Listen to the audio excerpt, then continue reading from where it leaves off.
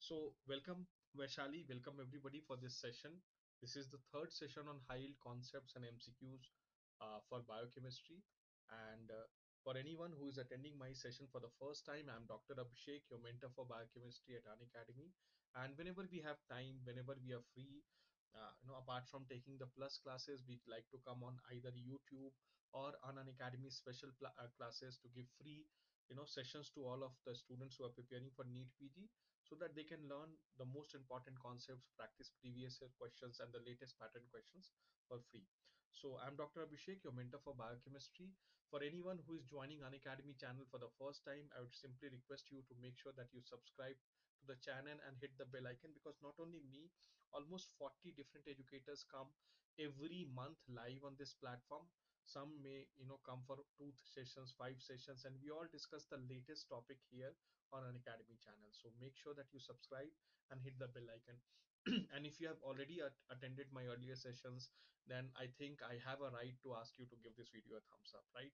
So that it can reach more and more students. And because this is free, this is available on YouTube, so your just simple action of giving this video a thumbs up will help it reach more and more students.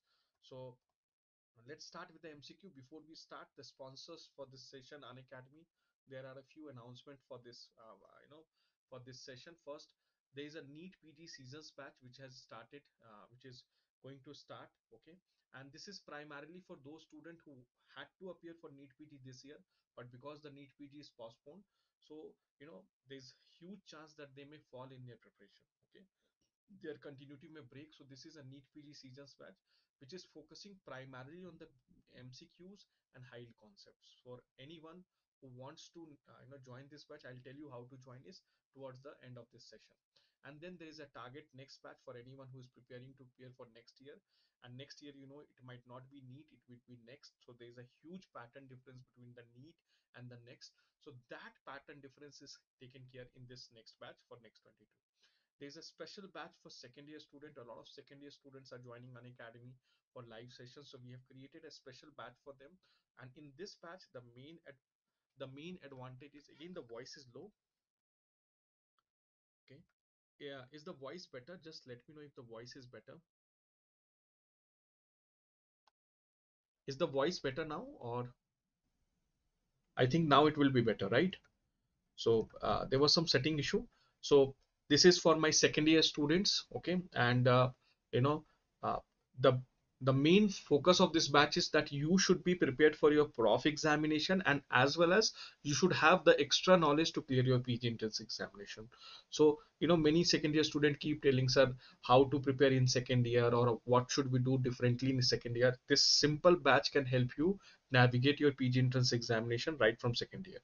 There is a FMG test, grand test, which is going to be on 11th. Now remember, it is for FMG student, but now all of you should give it. Grand tests are great way to evaluate yourselves. It's on a 11th at 10 a.m, so make sure you give it. And if that asks for a code, you can use this code Dr. Abhishek 10. Normally this is a part of the premium feature, so if you have to enter a code to access it, you can use my code Dr. Abhishek 10.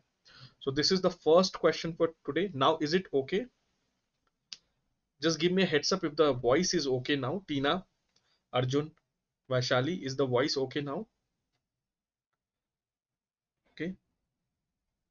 Still a little bit less. Uh, okay, great. So our sedentary 50, so this is a clinical scenario. Try and read and answer the question.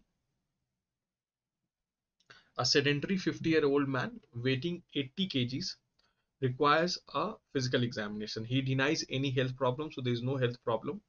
Routine blood analysis are unremarkable, except he has increased cholesterol level, that is 280 milligram per deciliter. So the man refuses drug therapy, and this is what his diet looks like. So there is 3473 kilocalories, proteins 102, carbohydrate 383, cholesterol 822 milligram, saturated fat 69, total fat 165, and dietary fiber is 6 gram. So what is that you will change to have the greatest effect on the lowering of plasma cholesterol? Can anyone answer this question? So should he change his cholesterol intake? Should he change his saturated fat intake? Should he take his change his polyunsaturated fat, or should he change his carbohydrate intake? So what should he change? Anyone?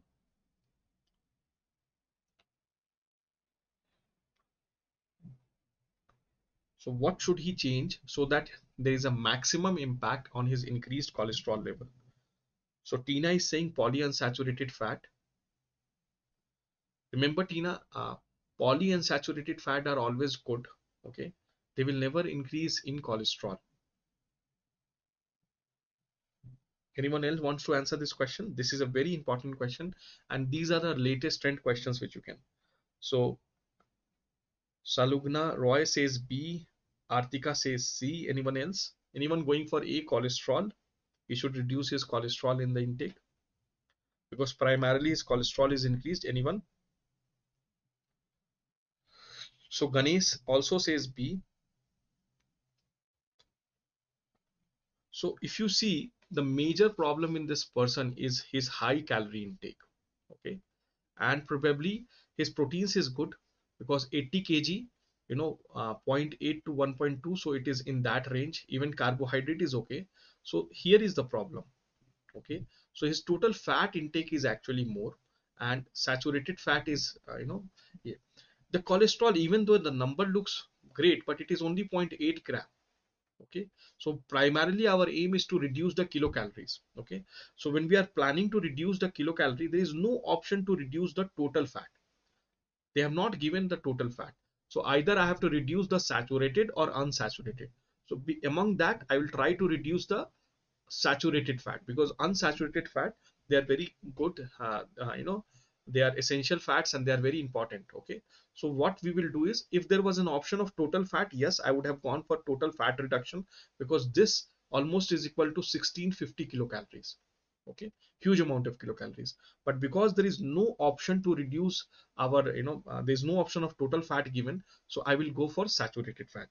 Is this clear, all of you? Okay, cholesterol actually is very less. If you see 0.8 milligram, the problem is not cholesterol, the problem is this high calorie intake. And because this high calorie intake has to become, so the maximum effect will be by bringing down his total fat consumption. Now in this question they have not given the total fat, so I'll go for saturated fat. Polyunsaturated fat, even though it looks that he's having almost 95 gram of polyunsaturated fat, but remember, if I have to choose between reducing the saturated fat and polyunsaturated fat, I will always go for reduction of the saturated fat, because polyunsaturated fat are essential, they are anti-inflammatory, they are required for so many. So the correct answer is B. Is it clear, everybody? Any doubt in this question? Can we move to the next question? Okay, so this is the second question on your micronutrient deficiency. So let's answer this question. A 34-year-old woman with poorly controlled Crohn's disease comes to the physician because of a 2-week history of hair loss. So there is a hair loss in a patient and rash on her face. There is a hair loss, there is a rash on the face. She also notices that food has recently tasted bland to her. So change in her taste. She has undergone segmental bowel resection several times because of intestinal obstruction. We know in Crohn's disease, intestinal obstruction is one of the common, and fistula formation. Examination shows several bullous erytheromatous perioral plaque. Again, this is a very important clue. There are two well circumcised circular patches of hair loss on the scalp.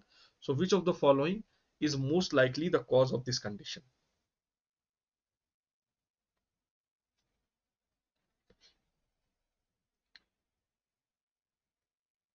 So remember, this is a very classical case of zinc deficiency. Okay, and we know there are some very clear parameters for zinc deficiency. One, hair loss, one of the major, micronutrient deficiency which will be causes, which will cause hair loss. Second, change in the taste, dysgeusia, again very classically seen in your zinc deficiency. And third, perioral, around the orifices, around the oral cavity or around the ear. So these are three very classical, uh, which will point towards the zinc deficiency. So I think all of you have got this question correct. Very good. Let's answer this question. This again is a clinical scenario question. A 39-year-old woman is brought to emergency room complaining of dizziness. She recalls getting up early that morning to do as much shopping as possible and has skipped breakfast. She drank a cup of coffee for lunch and has nothing to eat during the entire day. She met with her friends at 8 p.m. and had a drink at bar. Soon, she became weak and dizzy and was transported to hospital. Following examination, the patient was given orange juice and immediately felt better. Which one of the following completes the sentence? The patient has blood glucose greater than 70, elevated insulin, elevated glucagon, and elevated glycogen, liver glycogen. So what will be the most correct answer? And remember, it is asking best. It is asking for the best option.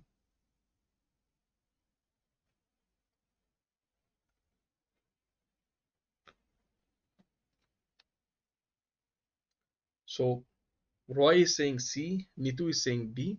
Okay. Now remember, so this person, what is the fasting state? We know there are 4 stages of fasting. Okay. So we have got our early fasting. Early fasting is generally overnight, up to 16 to 18 hours, 4 to 16 to 18 hours. Then we have got fasting. So fasting is from 16 or 18 hours to 48 hours. Then we have got prolonged fasting, and then we have got starvation, prolonged starvation. Okay, right? And this is 2 to 5 days, and this is more than 5 to 7 days. Okay, so this person has entered into what you called as fasting state, fasting proper. Okay, so obviously in this case, by this, once the person is in this stage, the glycogen content will be absolutely zero. Okay, by the end of early fasting, the glycogen level is almost depleted, so this is definitely an incorrect option. Now elevated insulin and elevated glucagon, now this person is clearly in a fasting state, so it cannot have elevated insulin. Yes, it can have elevated glucose, elevated glucagon, and blood glucose greater than 70 milligram percentage. So we don't know if it may be correct, it may not be correct, because the person was immediately having A, and the blood glucose might have dropped to 50 or 60, and still it may be low, just considerably increased. So again, we are not very confident of this, but one thing we are very confident is the patient will have elevated glucagon level, because the patient is in fasting state. So the correct answer will be C. Is this clear, all of you? Very good, Roy. You have correctly mentioned the early fasting and the fasting states duration. Exactly. Let's answer this question. This is again a very important question. A 35-year-old woman comes to physician because of a 1 day history of swelling and pain in left leg. Okay. 2 days ago, she returned from a business trip on a long distance flight. Okay. She has alcohol use disorder. Physical examination shows a tender, swollen, warm left calf. Serum study shows, now this is very important. Serum study shows increased homocysteine level and a methyl malonic acid concentration within the reference range. So further evaluation of this patient will show what finding. So HK is saying B, decreased cobalamin. Anyone else? Anyone else? So what is the diagnosis? What is the diagnosis in this case? Why is the person is having long pain? So basically we are thinking of DVT, deep vein thrombosis. Okay, and one of the cause is increased homocysteine. So there is homocystinuria, cystinuria. So there is increased homocysteine in the blood, and we know that homocysteine will react with lysine. Okay, and this will cause vascular damage. Lysine in the vascular endothelium reacts with the homocysteine, and this leads to the vascular damage. Okay, so because of the vascular damage, we are looking at, yeah. So next question is, why is homocysteine level increased? Why is homocysteine level increased? Okay, now here if you see, methyl malonic acid concentration is within the reference range. So what is this indicator? Methyl malonic acid is normal. So what do we say, that what is normal? B12 is actually normal, because B12 deficiency will cause an increase in the methyl malonic acid level. Is this clear? Is this clear?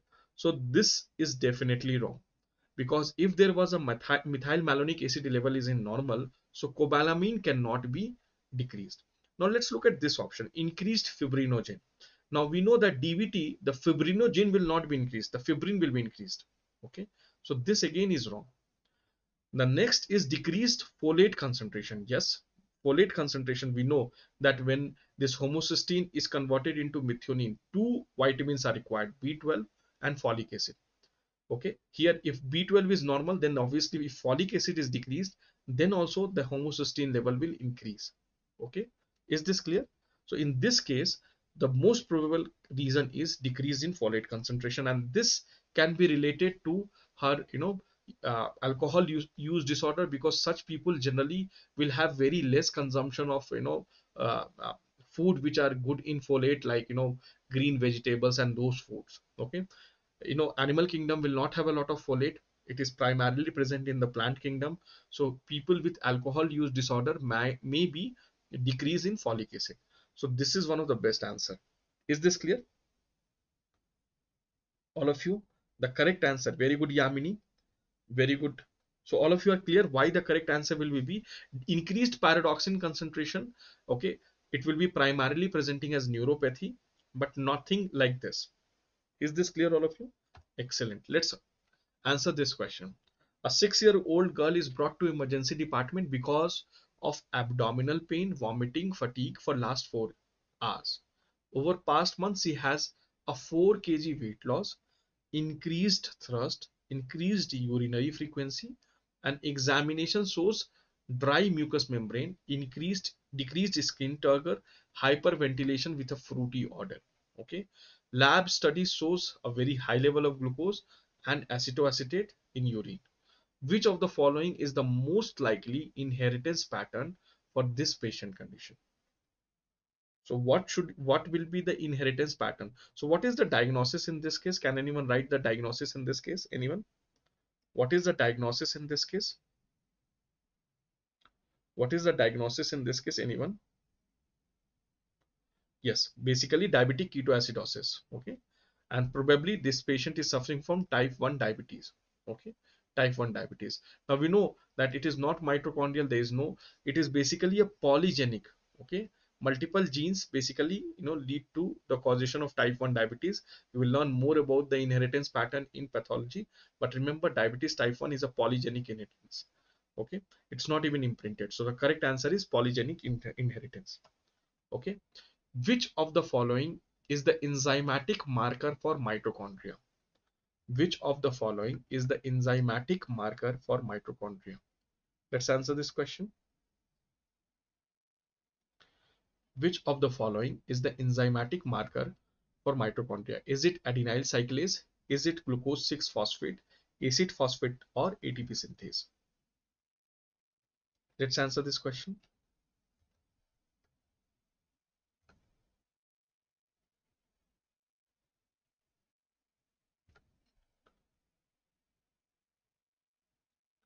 So Tina is saying C, Maria is saying B.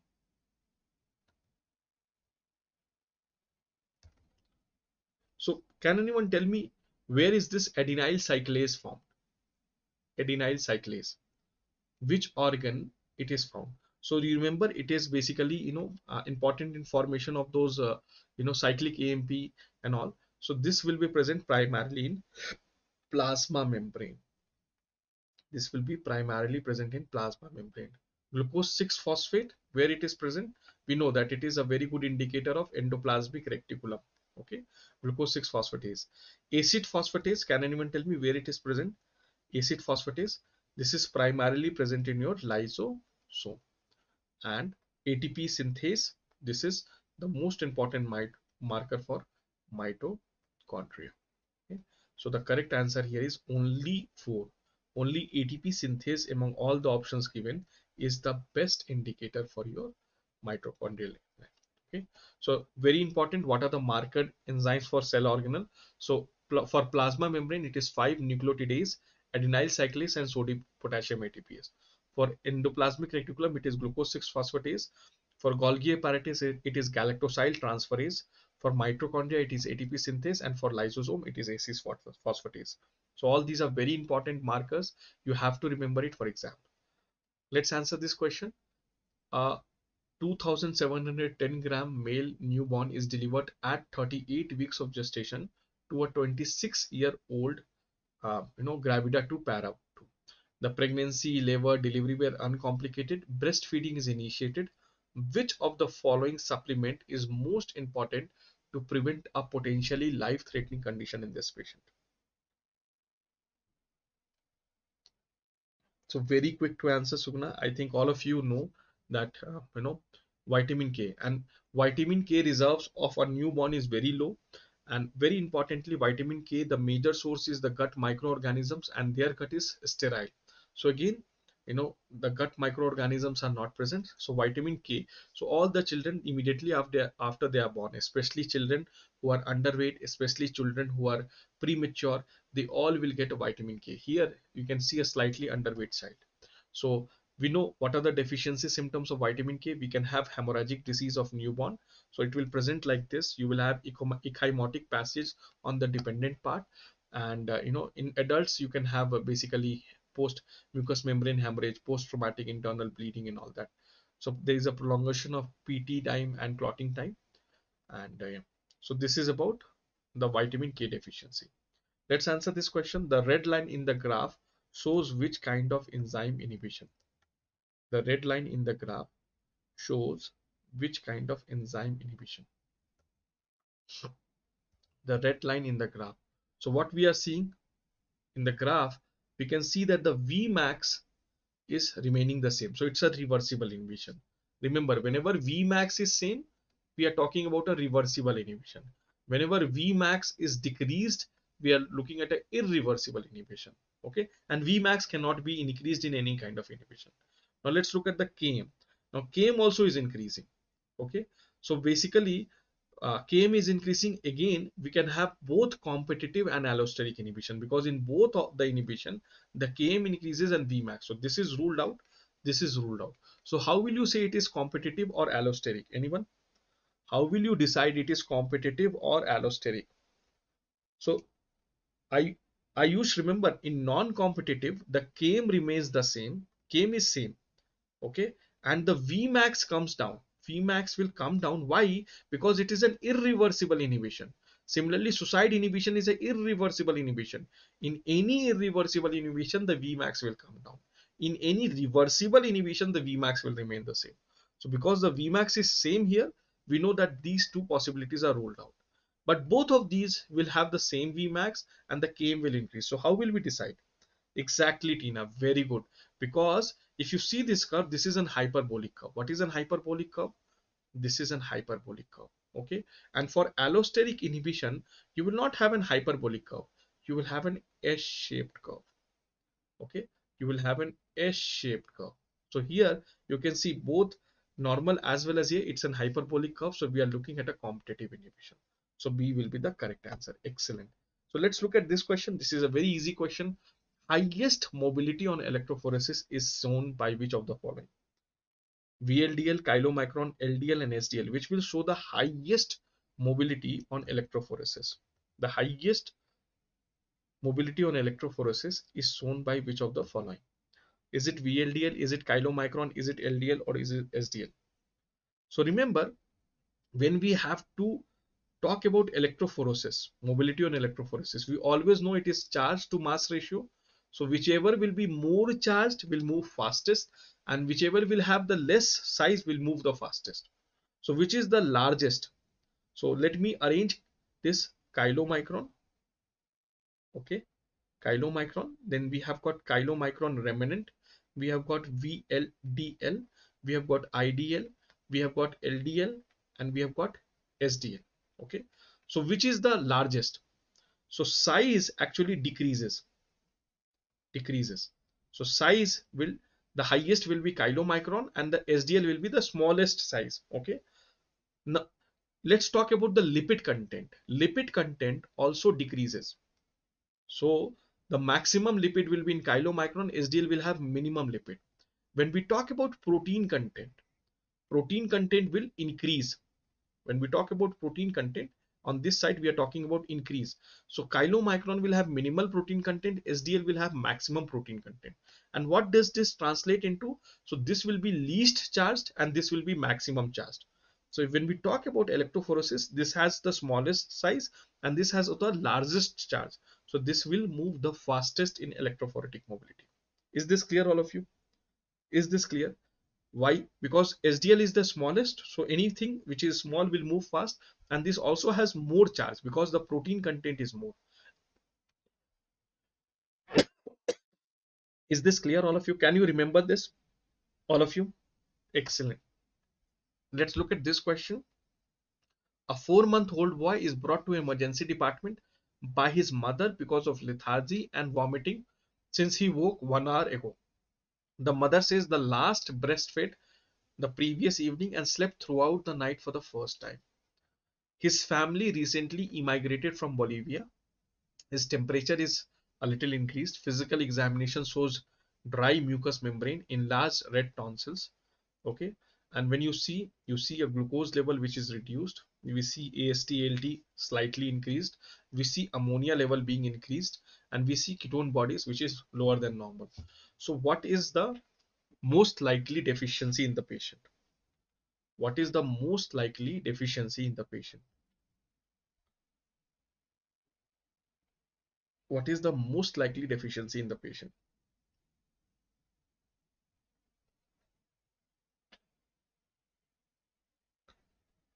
So Rajaram says D, Neetu says D. Anyone else? So what is the most characteristic finding you are seeing? So the most characteristic, Anjita also says D. The most characteristic finding is the glucose level is low, but the ketone bodies never rise. What is this called as? This is called as hypoglycemic,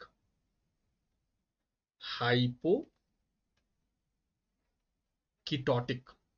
Okay. Normally what happens when the glucose level will go down, the ketone bodies has to come up.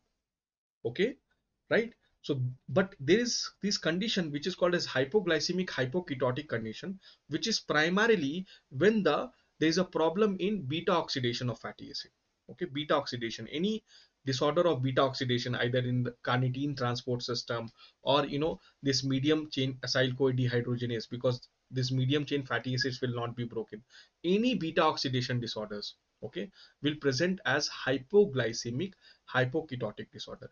Even in galactose 1 phosphate uridyl transferase, okay, there are 2 3 major things. First of all, it will present at a much earlier age because it is classical galactosemia. So what is the age of presentation? It will present in first week of life. It will not be 4 months, and then it will present with severe hypoglycemia which is seen, but the ketone bodies will increase. Okay, ketone bodies will increase. Is this clear? So primarily it will be medium chain K. And when you see this, reddened and enlarged, enlarged and reddened tonsil. So this is because of the fatty acid deposition, because those fatty acids are not being broken down. Okay. Phenylalanine hydroxylase, phenylketonuria, again, primarily presentation will be mental retardation and all that. And again, less than 1 week.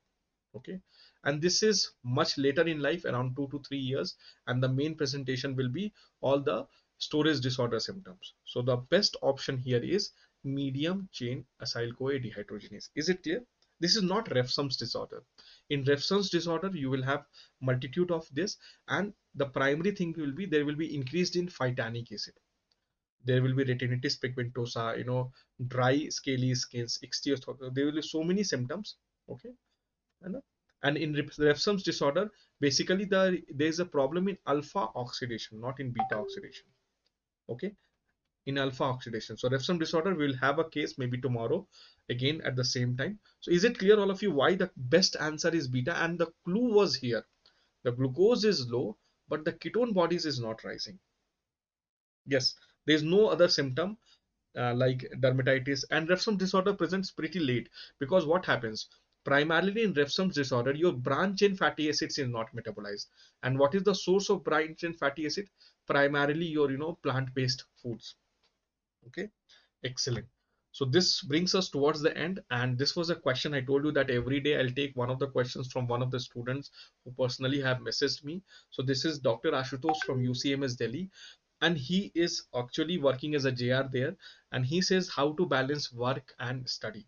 Okay, and I know that many of the people, I know it's ideal that you should prepare full time, but if you are working and if you are studying together, so how should you balance it? First of all, it is a real tough job to balance work and here, but I will suggest always start your day with revision. Revision is sacrosanct. So every day, first 2 hours you have to revise. You don't study throughout the day, don't worry. When you are in your hospital or dispensary, he is working in hospital, GTB hospital, so never open a book. Always carry some app by which you can solve some questions. Never try to open a book no matter what department you are posted, because what happens whenever you open a book, within 5 minutes someone will disturb you, and soon you will start feeling frustrated. If you want to see a video lecture there, again someone will disturb you, soon your rhythm will be. But the best part of solving MCQs in the hospital is that, within 30 seconds you are able to solve question. Even if someone disturbs you after 5 minutes, you would have solved at least 8 to 10 questions. Okay, so this is what you should do. And once you return from your home, you are working, I know you will have not a shortage of, you will have a little extra cash. I will suggest join an academy, attend one of our classes every day, at least attend 3 to 4 hours of class. Why? Because you have worked for the entire day, now you don't have the stamina to study on your own. But if you come and attend our live classes at an academy, you will be able to complete your syllabus, understand concepts, and be prepared even when you are working and studying. So this brings to us to the last part about our plus subscription, Unacademy Plus subscription. So you know that Unacademy provides you structured courses, live classes, live tests, and we have an iconic subscription where you can get both Unacademy and Prep Ladder. There is a very limited time offer, and especially for first, second, third year student or students who are going to appear for next year, there is a huge offer that just for around 58,000 you can get 3 years of access. And even if you use this discount code Dr. Abhishek 10, you can get a 10% off. Remember, you can contact me, you can get in touch with me on Telegram or through an Academy app, and if I would have some special coupon, I will definitely give it to you. But only if you are interested, just get in touch before making it, and I'll see if I have some additional coupons on my hand, and I'll give it to you. So there's another offer for anyone who is going to appear for NITPG this year. Basically, it is buy three and get one free, because we know that NITPG is getting postponed and you might want to give the INICT if it happens in December. The next is, again, in a 1 year offer, you will, if you buy for 12 months, again you will get 2 months free. So this is again a very great offer. So even if NITPG gets postponed next year, you will still have these 2 months extra. So these are some of the offers. Many of you might have downloaded Unacademy app. If you can use this discount code Dr. Abhishek 10, you will get 10% straight off. But again, I'll suggest get in touch. If I have some additional coupon, I'll definitely help you in joining Unacademy on very affordable prices. All Unacademy subscription can be bought with EMIs, which is again very great. If you are not able to pay 50,000, which most of us would not be, then you can get it converted into 6 months or 12 months of EMI. So this is about Unacademy. Thank you so much. Thank you so much for attending this session. Again, tomorrow 8:30 we will meet and discuss more clinical questions. So let me thank everybody who has been part of this wonderful session. Vaisali, thank you Tina, thank you Arjun, thank you Sugna, thank you Arthika, thank you Ganesh, thank you Rohit. Okay, HK, thank you Neetu. Okay, then we had got Hussain, thank you Syed Hussain, thank you Ganesh. Who else was there? So I really like to see there are so many students who have participated, been a part of this session. Thank you, Soham Jha. Thank you all. Thank you, Yamini, Alexandria. Okay, and hope you share this video. There is a share button. All you have to do is press that share button, share in the WhatsApp group of your friends. Look, frankly speaking, we are a part of the Plus program for Unacademy. We come on this YouTube platform, we come on this special classes so that whatever we can give it for you. And these are all latest questions. So you should also share it away so that more and more of your friends can benefit from it. Thank you so much, guys. Let's again meet tomorrow. Take care. Bye.